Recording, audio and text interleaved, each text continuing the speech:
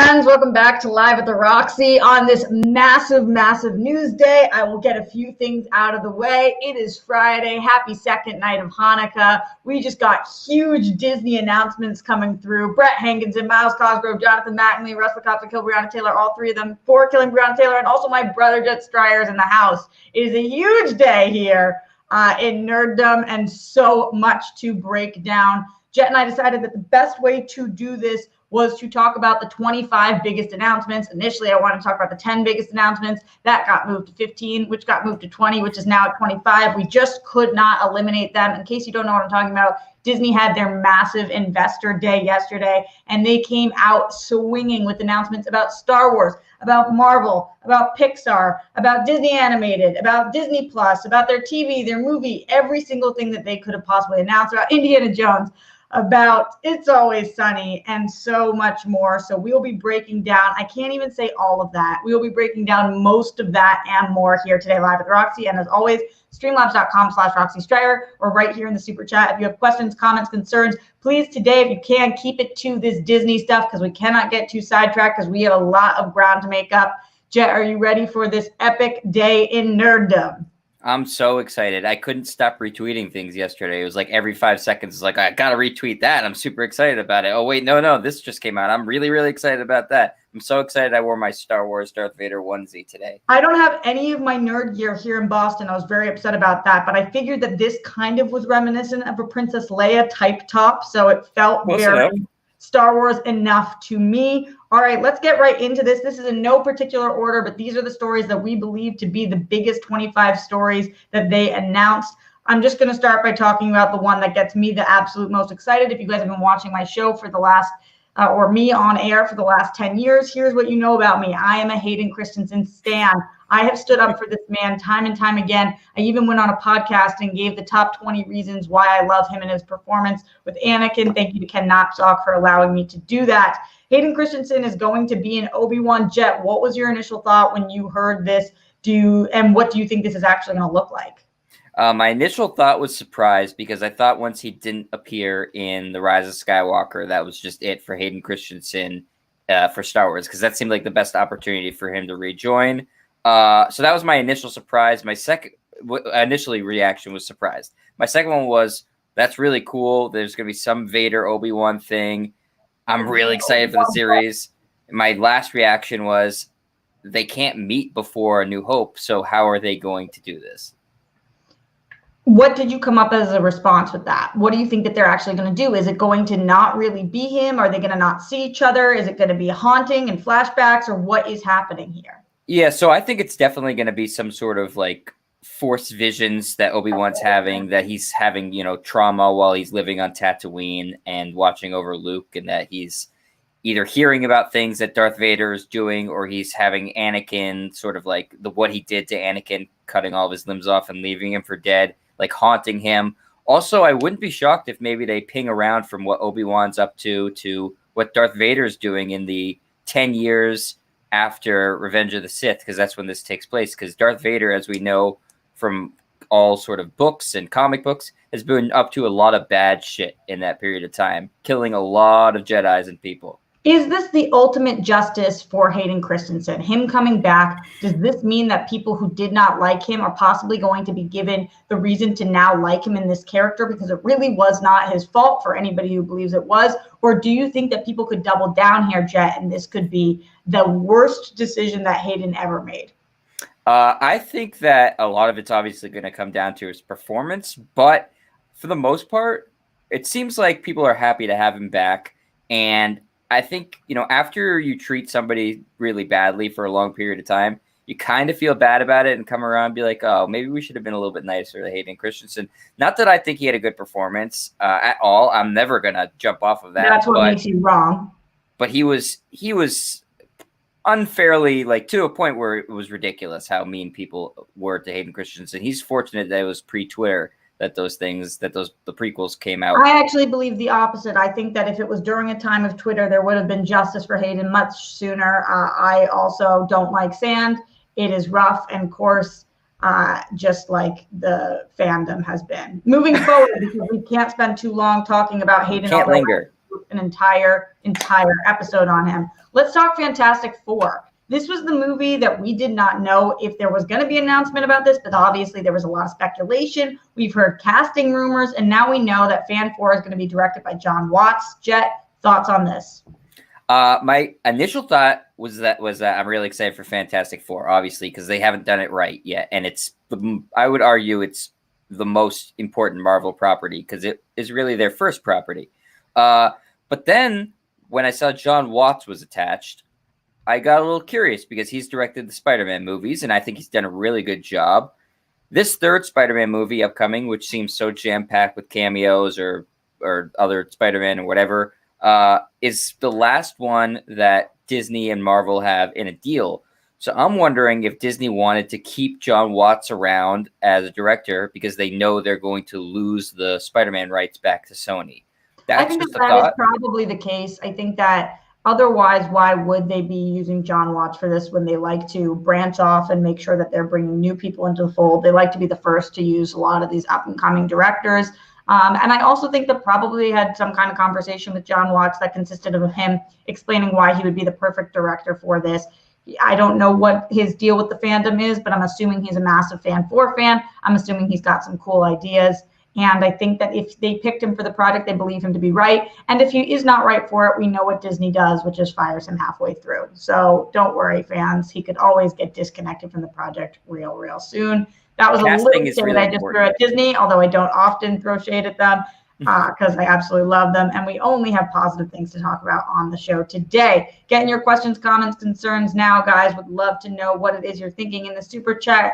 Glenn Caesar says, Obi-Wan once thought as you do. Man, hearing all of yesterday's Disney announcements was completely bonkers. I've been waiting to hear from you too. Well, here we are up before noon doing the thing because too much to talk about to slow down. Huge bit of announcement that I was not expecting, especially because she is so in bed right now with Warner Brothers. But you know, that kind of happens all the time. Patty Jenkins is going to be directing a Star Wars movie, Rogue Squadron. And this movie had a little bit of a promo teaser of Patty Jenkins talking about her father in it. Jet, did you get a chance to see the teaser that she put out on her, that was part of the announcement, but also she put out on her Twitter? Yeah, it was badass. It was so incredible. I had chills. And I said anybody on Twitter, I tweeted that anybody who didn't have chills during that is one of the reptilians. Like, this was so phenomenal. I love her personal connection to it. I loved hearing more about what was going on in her life. And I also just love that Patty Jenkins is one of my favorite directors. She directed my favorite female performance in Monster. Wonder Woman was the other day in my top 3 superhero movies of all time, comic book movies of all time. So to me, she is the queen right now, and her coming on board in Star Wars just gets me that much more excited. Joe, what about this actual movie, Rogue Squadron? How are you feeling about the film? I'm pretty amped. Rogue Squadron's awesome. Not a lot of people know a lot about it because it's a little niche for Star Wars, but you could potentially bring back Luke Skywalker for this movie. That's an exciting thing. They'd obviously have to recast because it would be a younger Luke. There was an awesome video game back in the day for Rogue Squadron. What'd you say? Or CG Luke, I guess. But it should be awesome. She's describing it as like a military dog. She wants to direct like the best dogfight movie ever, which sounds dope. So expect a lot of awesome action and fight sequences. It's awesome and not something I ever thought that would be made into a movie, that Disney would go there, because similar to Rogue One, it's like its characters are a bit of Star Wars world that not a lot of people know. It's not super popular. So I'm really excited to see Disney take a risk and branch out. Female director is great, obviously, and do something that's not just super traditional. A lot of people were calling for a female director here, and obviously Disney is usually pretty listens to this kind of thing because they usually are on the cutting edge of this. So I appreciate that they listened. I do want to take this super chat, although it is not something we were planning on talking about. We will right now because Jess Kuo wants us to answer, what do you think of the Waju series coming from Disney Animation? That is the series that Disney Plus is prepping. It's an African comic book series in partnership with Kugali. I don't know much about this at all. Jet, any thoughts on this? I think that Disney, a lot of their announcements were really good in terms of trying to expand the cultural palette on Disney Plus, in that they're taking different styles of animation and different storytelling from different cultures, and they're going to put them up on Disney Plus. And I think that's always a good thing, where you get to experience other people's cultures. I know something I'm excited about is Child of Blood and Bone. Lucasfilm said they're going to adapt that into a movie. I've heard only fantastic things about that book. I heard it's like African Game of Thrones, which is a great way to describe something. So I'm excited to see what they do with that. Lucasfilm rarely works on new properties, so I think that should be dope too. But I think overall, anything you're getting that's different is an exciting piece of storytelling for me. This is what they say, that it's the first of its kind collaboration, and that it's a partnership between Pan-African Entertainment Company, Kugali, and Disney. It will launch on the streaming service in 2022. So the fact that I don't know much about it means that I have 2 years to educate myself here, which I will do. So it has deep themes of class, innocence, and challenging the status quo. So I'm glad that you asked us about it. That's all I know at this time, but everything here has excited me so far, and this is no different than that. Let's move forward to the next one on our list. Again, in no particular order, we're just going through them. Number 4 on the list is It's Always Sunny in Philadelphia. Is renewed for 4 more seasons, officially making it the longest running live action sitcom. 4 more seasons is a lot to pick something up for. I know people were concerned what was going to happen to It's Always Sunny when the FX Disney Hulu merger was taking place. I absolutely am obsessed with the show. I believe that you are too, Jet, and I think that it could easily run for 4 more seasons. It hasn't lost steam at all. It's one of the only shows that I feel like has gotten stronger every year, and I am going to absolutely sign up to watch every single season, no matter how long they run with the show. How are you feeling? Philadelphia. Philadelphia. Yeah, I'm super excited. I'm super excited. I love Always Sunny. Hey, man. As long as they're still involved in the writing process, Rob McElhenney and Charlie Day are still heavily involved in the episode writing process. Perfect. As long as they still have ideas, keep it going. This absolutely made my top 25. I know it probably wouldn't have made most people, but to me, it's one of the funniest shows that's ever existed. So 4 more seasons on this, and I am super there for it. Let's talk number 5, the Ironheart series. I know that this was one of the things that you were most excited about of all the announcements, and also seemingly most surprised about. How are you feeling? I think it's dope. She's a newer character, Riri Williams, who is a genius who makes an Iron Man suit and basically becomes a new Iron Man, Ironheart. It's because it's so new, and I didn't think that Marvel would get along to doing it so soon. I thought maybe down the road, especially because Tony just died in the MCU. Spoilers. But I think it's great. I mean, Marvel needs an Iron Man, right? You need an Iron Man in the MCU, and why not Riri Williams? She could be dope. I mean, I haven't seen I forget the actress's name who was in Beale Street. I haven't seen that movie, but I've heard she's fantastic. Her name is Dominique Thorne. She does come from Beale Street. She has not been in much else. On IMDb, her only credits consist of If Beale Street Could Talk and Judas and the Black Messiah. And her 3rd credit on here right now is listed as Ironheart, and they've already updated it.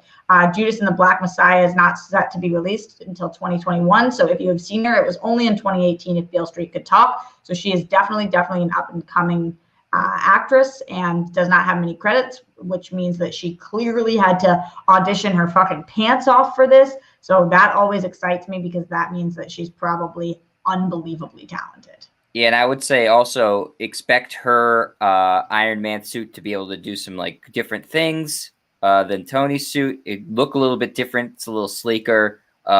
Really, really cool that they're doing this show. I don't know that they gave a date for when it's coming out, but it should be awesome and tie into the MCU as a whole really, really well, especially with all these really strong female heroes that they're coming up with. I think it ties into that perfectly. Let me know what you guys are thinking in the Streamlabs, streamlabs.com/Roxy Striar. Are you excited for this project? For which project are you most excited for? Which project were you most surprised by? I would love to know your thoughts also right here in the super chat as well. as we move on. We are banging on through these, talking about series right now. Let's stick in that realm and talk about Secret Invasion, which, Jet, you were telling me is great because this is one of the biggest, most epic storylines. How are you feeling about the Secret Invasion series announcement?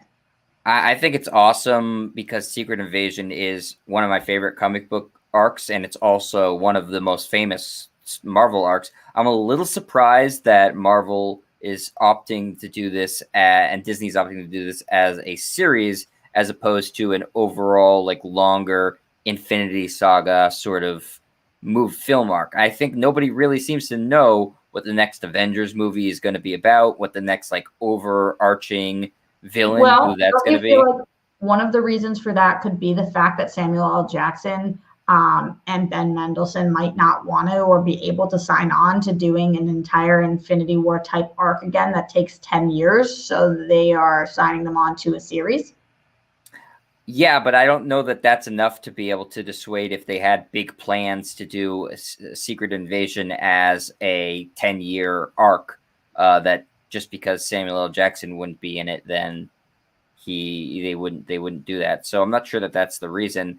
Listen, I'm still really excited about it, and I think it sounds fantastic. And the fact that Samuel L. Jackson has been in the MCU since the very, very beginning shows the awesome continuity that they have. And now he's doing. I mean, what year was the first Iron Man? 2008? And now in 2020 they announced that he's going to be in his own series on Disney Plus. I mean, that's just pretty awesome. And the Secret Invasion storyline, I would think, should involve, like, you'll see crossovers from pretty much every MCU character, I would expect, because it's that big in scope. So I think it's really, really tremendous that they're doing it. My only hesitation is that I genuinely have no clue what their plan is in terms of the next overarching story for the What's Avengers. exciting about this for me is the fact that they are going to be able to actually flesh something out. I'm a big TV fan. You guys know I'm a bigger fan of TV than I even am on film. And so I believe that when you have a story, this is why I think video game adaptations should almost strictly stick to television. When you have stories that really need to be fleshed out, it's better to do it over an entire series. Marvel's been able to do that over 10 years, but I don't think that they would have the luxury with this. So I'm excited to see this in a series. Let's move forward, guys. Going into the Streamlabs, streamlabs.com/Roxy Stryer. Leonard Kim says, amidst all the Disney Studios animation, Pixar, Star Wars, and Marvel announcements, I expected the cost of Disney Plus to increase by more than a mere $1. I'm sure it'll continue to increase over time, but right now it still remains a bargain. I absolutely agree. I feel like it is unbelievable that they have been able to maintain a lower price point with all of these announcements. I do not think that that will last forever, but I do think that if they had talked about this going up by $10, by $5 even, that would have taken over the story for the day and people wouldn't have been focused on the actual content. So I think it was smart of them to not make too much of an increase here because they didn't want to take attention away from all the incredible things that they were doing during this time. Also, I did miss a Streamlabs coming in from Glenn Caesar, who said hello, good afternoon, and happy Hanukkah. Roxy and Jet, as always, thanks for taking the time to hang out with us. Peace, love, bunnies, and hugs to you all and all the rock stars. Hopefully it's a fuck yeah news-filled Friday for us all. I'd say Disney gave they did definitely give some fuck yeah news. As always, I hope that we can all find and feel some joy in each of our days, our weeks, our months, and our years. Well, this certainly helps, Glenn. Never forget when it gets tough, even if we're by ourselves, we're not alone. The Rockstars and World Friends communities will be there for you. Remember, everyone, you're kind, you're smart, you're important, you are worthy. Again, I know it might be tough, but even if we're by ourselves, we're not alone. The Rockstars and World Friends community will be there for you today and every day. #SmashCancer. Glenn, thank you for that reminder every single day. We really appreciate you. And I'm glad that we got these Disney announcements to make our days a little more exciting. Let me know what you guys are thinking here in the super chat or in the Streamlabs, streamlabs.com/Roxy Stryer. As we move forward, talk about something I'm very excited about, Ant-Man and the Wasp. Quantumania? Quantumania.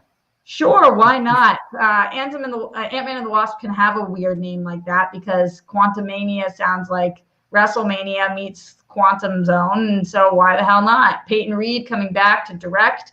To me, I love the Ant-Man and the Wasp series. I wish that Evangeline Lilly was not like a partial anti-vaxxer so I could just really focus on this. But that aside, I think that these have been so consistently solid. There's no reason for me to think that this movie will be anything other than that. I think that it will be funny. I think that it will be great. I think that it will deal with time and space and all those things. And I couldn't be more excited about this. And I love Peyton Reed as well. Jet, your brief thoughts on this? Yeah, Paul Rudd is America's national treasure. So He really anything is. he's in, he is like we need to protect him at all costs. So and he's fantastic as Scott Lang. I agree that both Ant-Mans have been really, really good. I think it got better. The second one was really good. They have great, gags with the size. They messing around with the size of things, which is really really looks great on the big screen. The only thing that, again, I was surprised with is that they confirmed Kang the Conqueror as the villain of this. I thought he would be, again, an Avengers level villain. Maybe he will spin off into that, but that's a big villain to pull for just a one-off. So we'll I think see. he will possibly spin off. I also had heard rumors of this, so I wasn't as surprised, but I hear you. And I think that probably this won't be the only movie that he's in, but it is weird to introduce the major next villain in an Ant-Man movie. I would agree with that.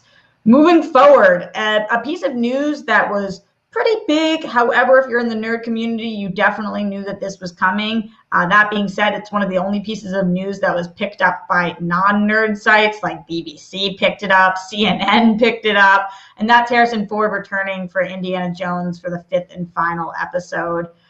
Jed, I know that not only are you a massive Indiana Jones fan, you've dressed up as him for Halloween and whatnot. How are you feeling about the announcement of Indy 5 and Harrison Ford returning for the final episode? I'm obviously really stoked. I mean, I love Indiana Jones. I even like Kingdom of the Crystal Skull. It's unfairly maligned. It's not that bad. Just the ending is a little stupid. Oh, but just lost his nerd card, okay? No, definitely. That's more legit than your Hayden Christensen take. No, it's not. But we Far don't more legit. But I'm excited, and I like James Mangold a lot as a director. I have said, I think on here before, how much I love Logan and think it's an incredible movie. And I really like Ford versus Ferrari, and I think that he can knock it out of the park. And the fact that it's in Indy's last ride and we all know it puts a little bit more epicness to the movie. Do you think that this film is going to be good? Yes or no? Yes. Me too. I don't think he'd do it. I don't think he'd do it. He's no reason to do it if he doesn't think it's going to be good. Are you talking about James Mangold or are you talking about Harrison Ford? Harrison Ford. All right. Well, speaking of things that I think are going to be good, or at least I hope so, another series coming from the world of Star Wars, Lando. This is so exciting. Even just seeing the name Lando was exciting to me, and that yellow with the black background got me pretty pumped. I believe that Lando is one of your favorite characters. Was this one of the best Star Wars announcements for you? I mean, every Star Wars announcement is one of the best Star Wars announcements. I can't get enough content for Star Wars as far as I'm concerned. But yeah, it's exciting. We know virtually nothing about the show other than there's going to be a show. We don't know if Billy D. Williams is involved. We don't know if Donald Glover is involved. I feel like it's got to be Donald Glover. I don't know a world in which it's not, but I guess that is true. What we do know is that Justin Simeon is the one that's in the early stages of developing this project right now. And I really think that it's a safe bet to say that Donald Glover is probably involved. I heard an interesting theory or hope for the show that it was going to be Billy D. Williams telling like stories about his younger days, and then you'd flash back to Donald Glover. That way you can use both of them. Or if this could be Princess Bride style, where like he's reading a book, but it's really about himself or some shit like that, I am super duper into that. That would be so much fun. Oh yes, I love that. That would be great if we could find a way to involve both of them in this. And I feel like they would both want to do it. Honestly, yeah, I feel like it's hard to find the time for Donald Glover these days. Like they have to kind of lock him down because he has like a million things going on every day. Yeah, but these shows, if it's an 8-episode series, they can shoot them out relatively quick. And what is a bigger offer than a Star Wars show? Not much out there. Speaking of Star Wars shows, talking about another Star Wars show announcement, I feel like most people predicted this one was coming too because of how popular the character is and was even prior to her appearance in Mandalorian. That's, of course, the Ahsoka Tano show. Jet, how are you feeling about the Ahsoka show? Are you excited for the spinoff? What are you hoping to see? Yeah, I've been waiting for an official announcement because I think, like you said, everybody knew it was coming once they cast Rosario Dawson. When they cast somebody that's that big name of an actress or an Right. actor, it's not going to be just for a quick one-off thing. And I think that even the little logo for the show gives you some clues because it's very reminiscent of the. I don't know if you didn't watch all of Rebels, but No, I did the not. World Between Worlds, which I think is maybe the best episode of Rebels, one of the best pieces of Star Wars content, period, which is sort of like a trippy time traveling Star Wars episode. Mhm. And I think it's going to be about her and hopefully Sabine from Rebels also looking for Ezra Bridger and looking for Grand Admiral Thrawn. So really, again, expanding into that Star Wars universe, bringing back some of the Legends characters and seeing bits of the Star Wars universe that we have never seen before, similar to what Mandalorian's done. And I think that in the one episode we got to see, Rosario Dawson did a great job bringing Ahsoka Tano to life. So I couldn't be more excited. She's a great character. She continues to be a great character. Dave Filoni's going to have his hands all over this show, which means it's in great hands. I couldn't be more excited, but I am hoping that Sabine's in the show too, because I think that's a cool character to Do bring you have back. a brief dream casting? Off the top of my head, no, but by the end of the show, I will have one. Okay, great. Keep me posted. Unrelated, Apollo 3JP in the Streamlab says, unrelated. Kid Cudi and Jack Harlow both dropped albums last night and both are brought the heat. Ooh, gotcha. Also, Jet put in a good word with me for Steph. Thanks, dude. You're a real one. He's obsessed with Steph. I told him that we can't help him much. Is what it is. I have a lot of sway with Steph. Let's go back into the world of Star Wars, a show that I know nothing about, like literally nothing about. Jet, The Acolyte? Is that even how I pronounce this? Yeah, that's how you pronounce it. It's from. Did you watch Russian Doll? No. It's from the person who did Russian Doll, which I only watched the first episode of, to be fair. But everybody seems to think she's a genius. Leslie Headland. Yeah, I know who that is. So it's being described as a mystery thriller. It's currently in development for Disney Plus. It was announced by, obviously, Kathleen Kennedy as part of this Investors Day. It's a mystery thriller that will take the audience into a galaxy of shadowy secrets and emerging dark side powers in the final days of the High Republic era.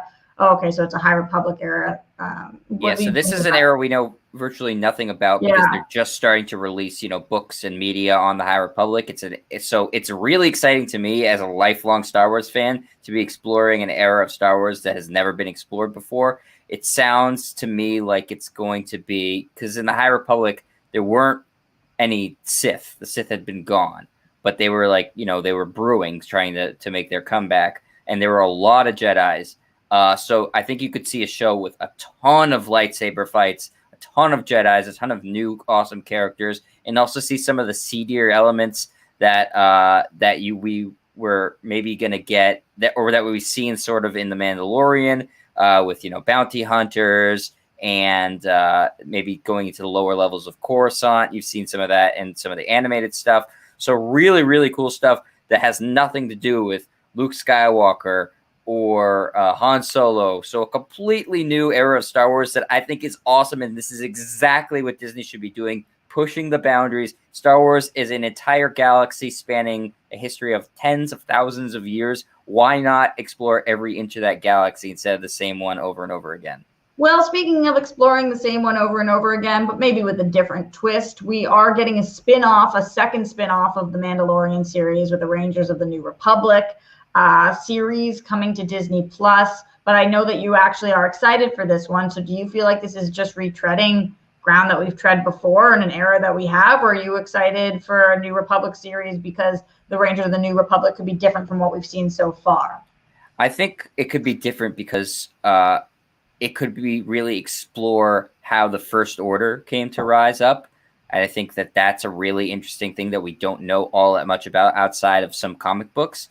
So really seeing how Kylo Ren and how the Knights of Ren and how the First Order sort of came out of the ashes of the defeated Empire.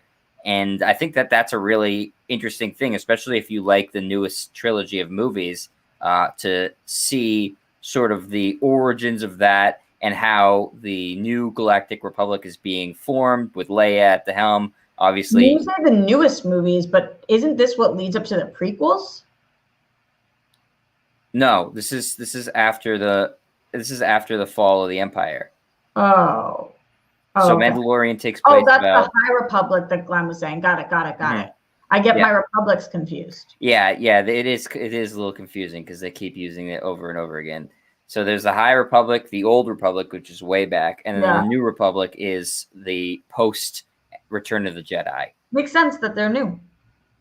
Yes, with Leia. So Leia's like the head of the government, and trying to put together something, but something obviously goes wrong because you get the First Order and you get Kylo Ren, and we'll I think that this show will explain how that happens. I hope that's. I would love to see that because I'm such a gap. Kylo fan, and I would love to see. I know that you like to get away from the characters that we know and love and explore new parts of the galaxy. I like to stick with the ones we know and love and learn more about them because I'm more of a casual fan than you are. So I like to stick to what I know. Speaking of things that I know, let's move away from Star Wars for a second.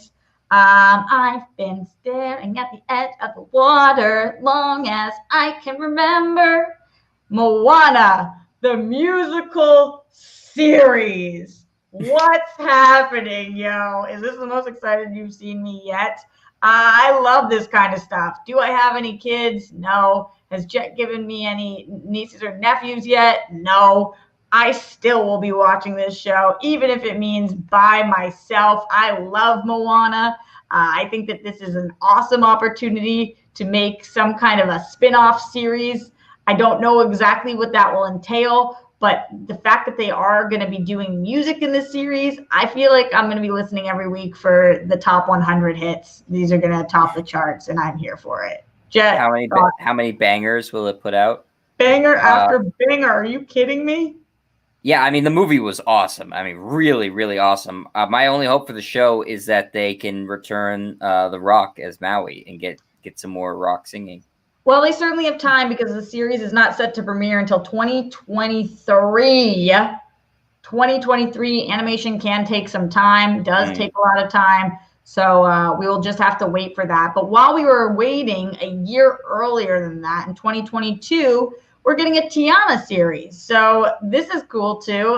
Tiana, which is obviously the Princess and the Frog. They're doing a same thing, musical animated series set for 2022, Disney Plus. Jet, which one of these two are you more excited for? And do you legitimately think you'll be watching either one of them? Yes, I'll be watching both. I think so. I love me some Disney too. I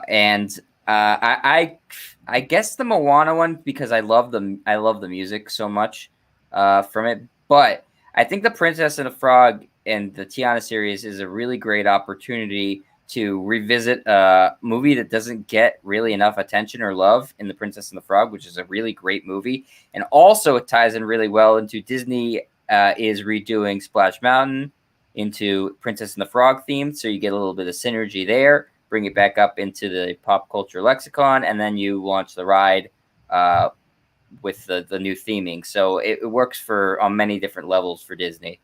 Love a good incorporate the rides and or action figures and or how else are you making money, Disney? Because I'm pretty sure that you guys are going to be the only ones who come out stronger after this frickin' pandemic. You and your Disney Plus numbers are insane. Guys, let me know, what is your favorite? We are officially coming into our last few here. Our last 10 are coming through. So let me know what else. Streamlabs.com/RoxyStryer right here in the super chat. I've not heard much from you guys today. Do you have no thoughts on nerddom? Where have you guys been? Let's talk about Miss Marvel in Captain Marvel 2. This is one of the things that you were most excited about, Jet. What's going on here?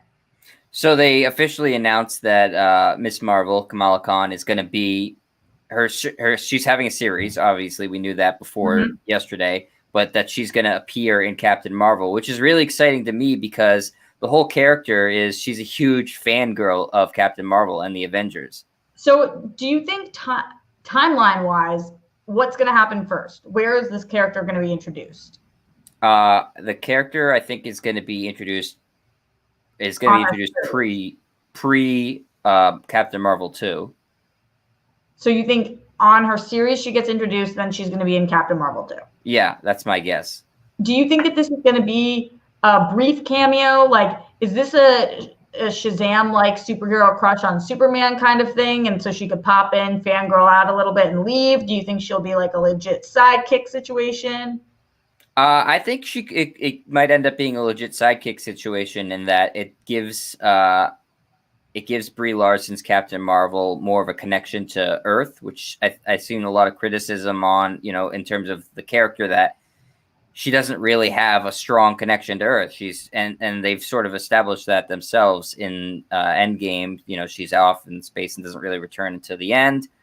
So I think that having somebody that she cares about or that looks up to her, that's also powered, that she has to kind of help mentor, I think makes for what could be a really interesting movie and a really good movie, sort of similar to how Spider-Man, the first Spider-Man, Homecoming, Tony was Peter's mentor there. Yeah. But this is sort of reversed in that the movie would be focused on the mentor and her having to kind of figure out how to do that. So I think that she'll be a main character.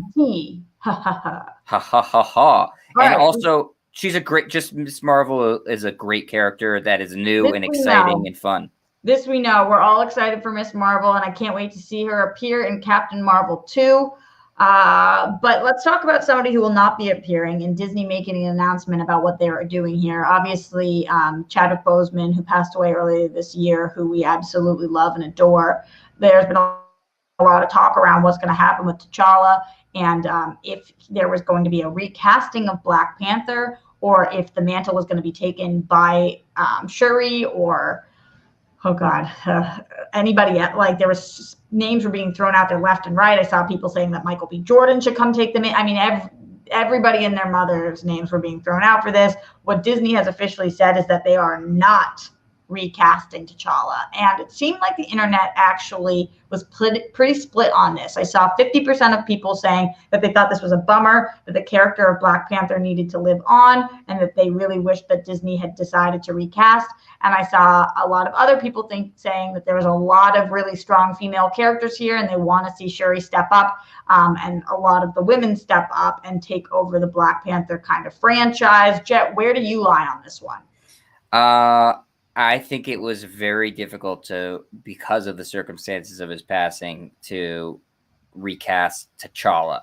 Notice they didn't say they're not going to have a new Black Panther, though. So just because they're not recasting T'Challa doesn't mean that, the Black Panther's not going to do another Black Panther, or Black Panther is dead, in terms of the legacy that he leaves. So I think you're going to get the hero, and many people have taken up the Black Panther mantle. The Shuri thing is interesting. That makes the most logical sense, though Letitia Wright has been, as we talked about last week, slightly problematic. I don't know if Disney wants to go into long-term business with her now after that. We'll see. I don't think they care. You don't think they care at all? No, I don't think they care at all about that. And also, it depends if they see her as bankable. Did you see the internet? Did you see how few people were recalling the anti-vaxxer stuff? Like, the internet did not care. The internet was like, we want Shuri, we want Shuri. I mean, that was just like consistent across the board. So I don't think they care. I don't think they even think people know or think about that. I mean, Disney is opening a park in Dubai. I do not think they care. Yeah, again, I think that it's going to come down to how bankable they think she is. If they think that she's enough if they could put her front and center on a poster, and they can sell toys of her, and they can make a ton of box office with her as the lead, then they'll go with it. If they don't, then they're going to get somebody else. Taking a break from talking about what we're speaking about right now, which is our top 25. This is an interesting question coming in from Jess Puo, who says, it was interesting in the Q&A session, the CFO said most subscribers were families without children. You think that influenced the shows they announced? I definitely think that influences the shows they announce when they look at who their subscribers are, and they try to cater to their audience. And then I also think it means that they try to get in new audiences. A Tiana and Moana show is definitely going to try to get more of the families. It's like you reel them in, you get the parents in, and you have them watching things like Mandalorian, and then you show them that there's stuff for their kids too, and then you have this double-edged thing going on there that makes for a lot of money in Disney's pocket. So I think it's pretty smart, and I do think it has influence. Everything has influence over Disney. They look at every single thing possible because they're a business. Let's move forward, though, and talk a little bit about a movie that I don't actually care much about. I know you care a lot about, though, Jet. So this is on our list, and I know a lot of people have interest in this, and this is Disenchanted. Disenchanted announcing number 2 means what to you? I love the first Enchanted. You don't like that movie? I do not care. Don't care. It is called Disenchanted, right? It is called Disenchanted. Okay. You didn't like Enchanted, though? No, I did. I thought it was good. I just don't really care about a Enchanted sequel. And also, because I like the first movie. What year did Enchanted come out? Like 5 years ago or something? Way more than that. Way more. 10 years ago? I'm gonna. I haven't seen it since it initially came out. I think I was in college. 2007. We weren't even in college yet.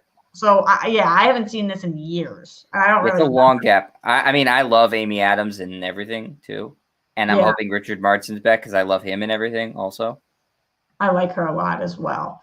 I think that this is a cool announcement. A lot of people seem to pick this out and have this be the thing that they were most excited about. For me, it just doesn't mean that much, but I'm glad that you are excited about it. Speaking of other things you're really excited about, this is, of all the things going on, this is the one thing you texted me about, which is Lightyear. You're mad stoked for this? Well, I texted you about it because we were together and we were talking about a billion things and that we didn't talk about that. So in fairness. So for people who don't know, Chris Evans is going to be voicing Buzz Lightyear in a new Pixar movie. It's going to be interesting to see him take on first of all, just have a Lightyear movie, a Buzz Lightyear movie, and then Chris Evans to be the voice behind it. He tweeted out and said, I don't even have the words. I think he's so excited. You know, Chris Evans wears his heart on his sleeve. When he picks projects, he can't help but say, like, this is what I want to do. I'm not effing doing that. So he clearly wanted to be involved with this. Jet, how are you feeling? I'm really I keep saying the same thing. I'm really excited about this because I am genuinely excited about everything, but it's not Buzz Lightyear the toy. It's from what the pitch was. It's Buzz Lightyear is a sci-fi character that the toy is based on. So it's that character. So the reason that's why Tim Allen's not doing it again. Right. And it brought up all the stuff. Well, Tim Allen's conservative. Is that why you're recasting Buzz Lightyear's voice? You're not recasting Buzz Lightyear's voice. It's a completely different character. It's a character that the toy is based on. Tim Allen is the toy Buzz Lightyear. They didn't even see people complaining about that, but of course they were. People were complaining about it, and the idea of a Pixar sci-fi movie with Chris Evans, that's awesome. The last time they did anything sort of sci-fi was WALL-E, which was fantastic. Yeah, I didn't love WALL-E, but that's fine. Hater. Let's talk about this Alien TV series that you're so stoked about as well. Again, this is exciting to me, but I don't know, when you're announcing so many other franchise series, I'm gonna watch, but it wasn't anything that I was like, holy crap, I've been waiting for this. But I know that you were pretty excited about it. I'm kind of confused too because you're afraid of ET. So how are you gonna watch this? But how are you feeling? ET is not the same thing. ET is way scarier than the Xenomorph. In fairness, way scarier. All right, the Xenomorph doesn't scare me nearly as much as ET. Continue. Well, the reason I'm stoked about this is because it's one of my favorite franchises of all time. And I love Alien and Aliens are both in my top 25 movies, probably. I did not know that. Love them both. I watch them probably like every year, every other year. Love those two movies. And I love Prometheus. I thought Prometheus was great. Super underrated. So, yeah, Alien, I'm seeing people are asking. Alien is going to be a FX show, probably Hulu, I would guess, too. And I think it's really cool. It's going to be set on Earth, so I'm not exactly sure how they're going to bring in the alien aspect of it. I think that they'll probably explore a lot of the there in the first, if it takes place around the same time as the first Alien, which is my understanding, they're probably going to talk about how they found out about the xenomorph creature and why they're trying to bring it back. Maybe they have one already on Earth that they're studying. Maybe it gets loose in like a lab. So I think there's a lot of cool ways that they could do it. Are we going to see any characters that we've seen before, you think? I highly doubt it. Maybe you'll see some characters from Prometheus. Huh. Okay. Well, that doesn't sway But no me. Ripley. All right. Let's get to our number 20 on the list. Sorry, I've been not telling you guys where we are, but that is where we are right now. The reason I haven't been telling you where we are is because I am moving around and moving and shaking. There's so much going on. Jet, Bad Batch. I guess this is something that you're stoked about. Obviously, I'm not a massive animation person. I love Star Wars though, so this is more up your alley than mine. I know that they're trying to market this towards Mandalorian fans right now, they say. So talk to me about the Bad Batch. So it's a spin-off of Clone Wars.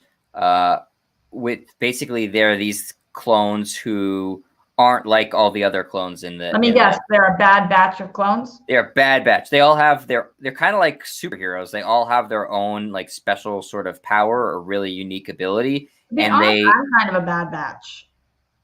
Bad batch. I'm a bad batch. Batches get money. That's just my baby dog. We have no time for this. But so they're an interesting group because it's kind of like superheroes within the Clone Wars.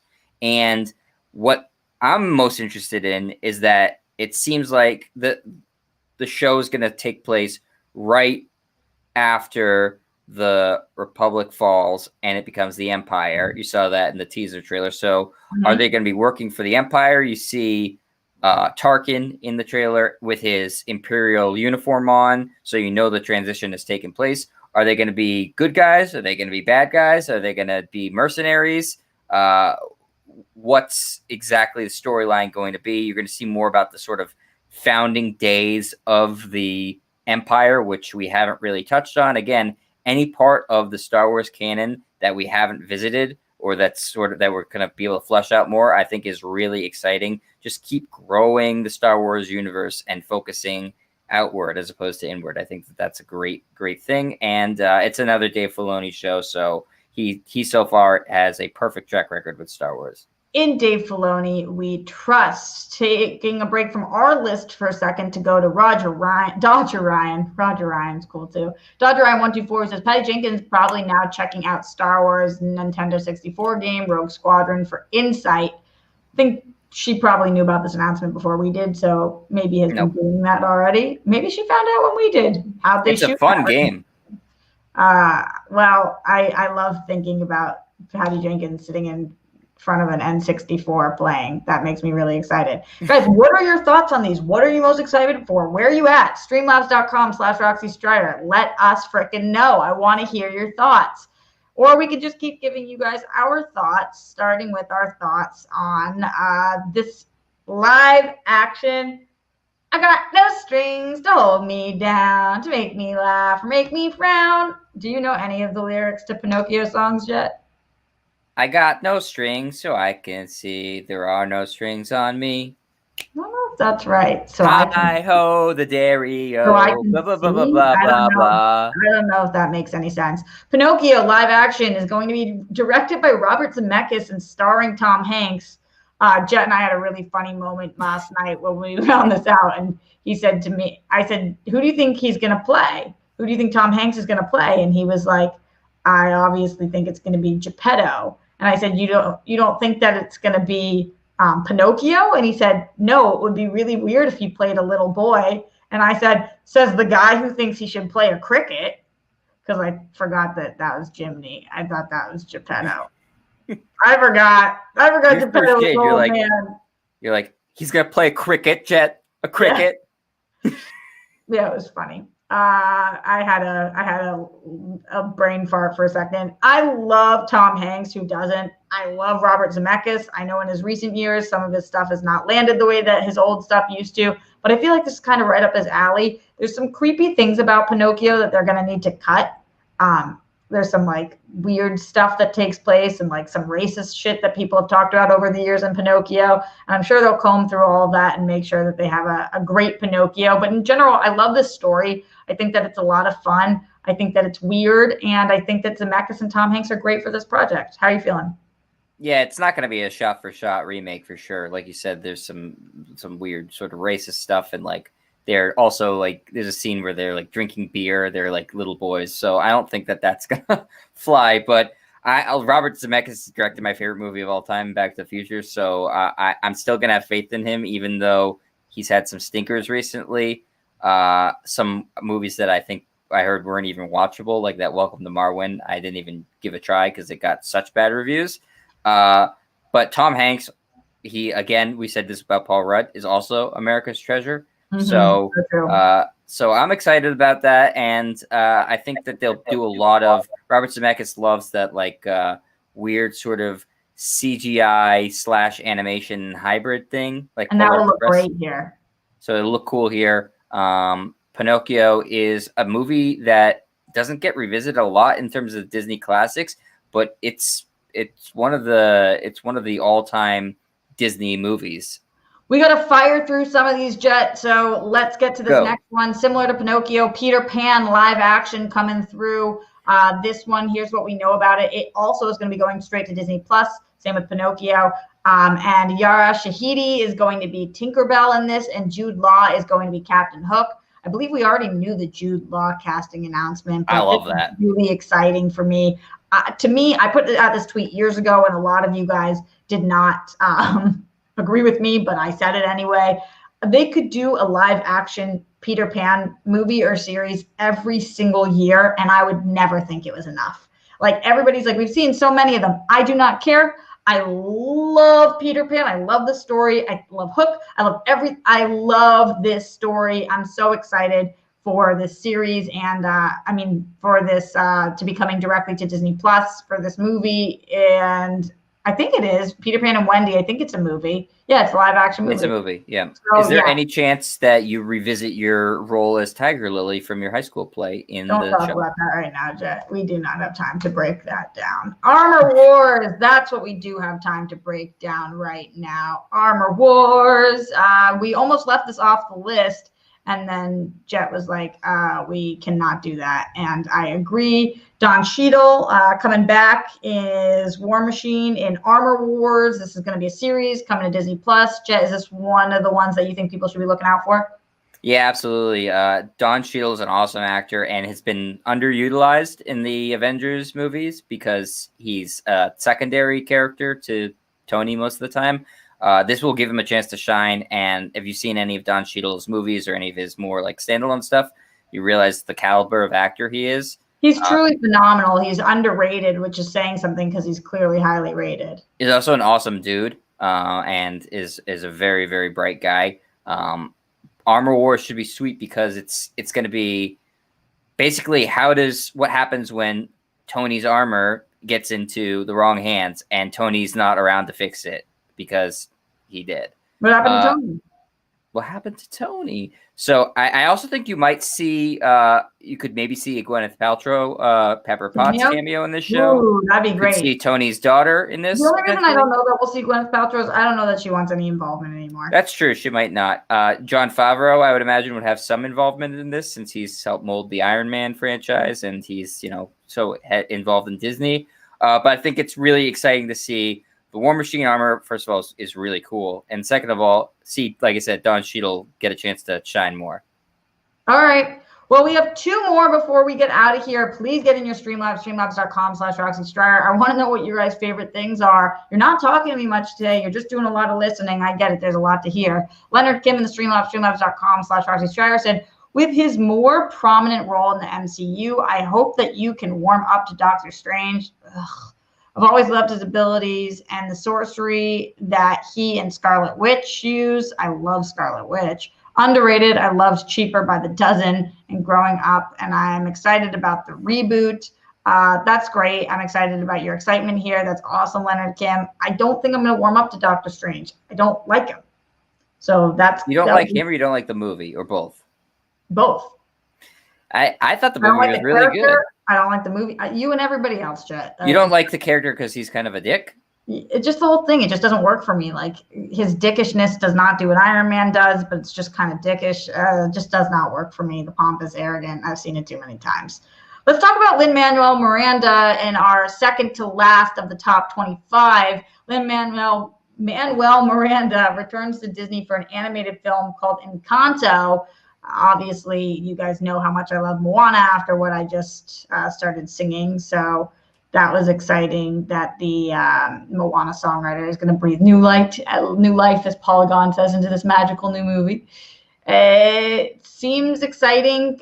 People loved Coco. This is also surrounding Latino culture and families, but now we've got like the Hamilton guy on it. So couldn't be more stoked about this. Any project he's working on is a project that I'm excited about. It's a new animated film set in Colombia. It's about the dangerously wonderful chaos of family, and it contains elements of magical realism. The name of the film seems to derive from the Spanish word for charm or spell. So those are some things about this. We don't have much more information on it right now, but I think that I follow anything Lin-Manuel does right now. Jet, how are you feeling about this? Yeah, you know the music's going to be sick. That's the best part. So the music's going to be awesome. So that's enough for me.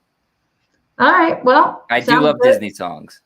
Keon Version says, happy Friday, Roxy. I hope you and your brother have a great weekend and good luck on the apartment search. I really appreciate that, Keon. Let me know what you're looking forward to from the Disney announcements. Were you guys as excited about these as Jet and I seem to be as we get out of here in the next couple minutes? But we are doing one more talking about nothing that has anything to do with Star Wars or with Marvel or any previous franchise. It's a new Pixar movie, guys. I just did my review for you guys on the Pixar movie I just saw. Soul. Thank you. I was like, I just said Coco. That's wrong.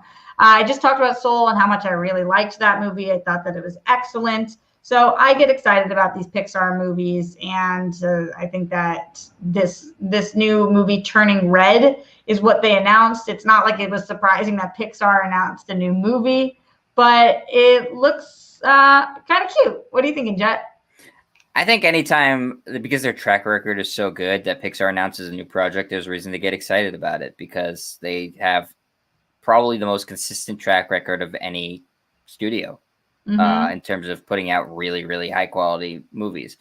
So I'm excited about it because it's a Pixar movie. It's a new idea. And I think that red pandas are really cute. And that seems to be one of the main characters in it. So I'm not afraid to admit it.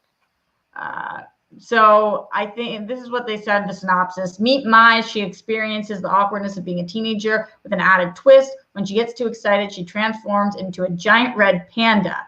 And then on Instagram, it was described as puberty, Asians, and red pandas. Sure, why not? I'm in on all three of those things. I've gone through puberty. I like pandas. I've never been Asian, but... No, they're not pandas. They're red pandas. They're different. They're not related, Roxy. Come on. All right. Guys, we are getting out of here. I know a lot of you guys are bringing up things in here that we didn't get to talk about. Again, I'm here live every single day, so I will continue to do so. I'm also going to be live with DJ Wooldridge on Only Stupid Answers in 15 minutes from now, talking about the same. We're going over all the Disney announcements as well. We're also talking a lot about Spider-Man over there today also. Jet, before we get out of here and before I get to any last minute Streamlabs, streamlabs.com/Roxy Stryer, which announcement was your number one? Which were you most excited for of all of these announcements? Oh, Fantastic Four movie. And the Darth Vader coming back in Obi-Wan is pretty dope. I mean, that's just, how can you not be excited about that? Everything. I'm so excited for everything. I can't fucking wait. Do you think that any of these announcements are going to cheapen the brand of Disney at all because there were so many announcements that came forth? No, because I think they're going to stagger it. And if you're into stocks, Disney stock after hours went up 4% last night. So the excitement translated to real dollars for them. And also the numbers on Disney Plus came out that their goal for 5 years in terms of subscribers was eclipsed in 1 year. So I think that they know exactly what they're doing, and that it should be exciting. I mean, this is what the technology we have now should be giving us, is the ability to get a ton of awesome shows on these on-demand streaming services and expand the properties that we love into places that we never thought possible before, because TV is at the highest level it's ever been. Yeah, I agree. I agree with all of that. I'm very excited about this. Miral says it was up 15% today. So stock was at 15. I was talking about the after hours stock last night. I didn't check the stock today, but that makes sense. I mean, everybody responded very positively to it. And the last thing I want to say is that it does seem like Disney is saving movie theaters. Like whether you like them as a company or not, these announcements are going to help save movie theaters. But a lot of the things that they announced are going straight to Disney Plus. Some of them are, but a lot of them aren't. Captain Marvel 2, the Taika Waititi Star Wars movie we didn't get a chance to talk about. Obviously, like I just said, Rogue Squadron. Did I not put that on the list? How? But like, there's so much stuff. It was easy to forget something because there's so much, and they're going to stagger it too. And I put him on the thumbnail. Did you have a favorite announcement? I mean, it's obviously Hayden Christensen, but I do love Taika also, and the Patty Jenkins one is huge as well. In the Streamlabs, streamlabs.com/Roxy Strider, Gingerbread said, I'm excited for Hayden. I love him so much. I'm also excited for Chippendale because John Mulaney and Andy Samberg are love that casting. Lastly, Taika's Reservation Dogs, a new comedy series about 4 Native American teenagers growing up on a reservation with, and then it cuts you off, Gingerbread. Yeah, I would watch anything Taika is a part of right now. I'm surprised that wasn't even on the list. But like you said, there's so many things going on. Glenn Caesar also reminds us Black Widow is still going theatrical, which is true. I don't know if that's going to end up actually happening, but it seems like it is going to happen. They said they're not even considering anything. Yeah, I know, but that's what Wonder Woman said too. And look at Warner Brothers now. They're in disarray. All right, we are getting out of here, guys. Please leave a thumbs up, a comment afterwards. It really helps with the algorithms. If you're watching this after the fact, let me know in the Streamlabs, streamlabs.com/Roxy Strider. What are you most excited about? Which announcement really got your juices flowing? Go follow Jet at Jet Strider. He was tweeting a lot about this, as was I. And come check me out on Only Stupid Answers. Thank you, Jake, for putting this in. Patreon.com/Only Stupid Answers right after this. What if also we didn't talk about any of these dates that were announced too for the things that we already knew were coming, low-key, the trailers, yeah, all of that stuff that came out. There just wasn't enough time to get through it all. So, we did the best we absolutely could with all of the things that we could talk about today, and the rest we will talk about in the future. Jet, thank you so much for joining me. Thank you guys at home for being such total rock stars. Love and appreciate you guys greatly. Put down your toilet seats and the lids, make your beds, watch Disney, pay for Disney Plus. It's certainly worth your money now. And we will see you guys tomorrow live at the Roxy. Jet, any final words? Yesterday was the best day of 2020. We'll leave it at that.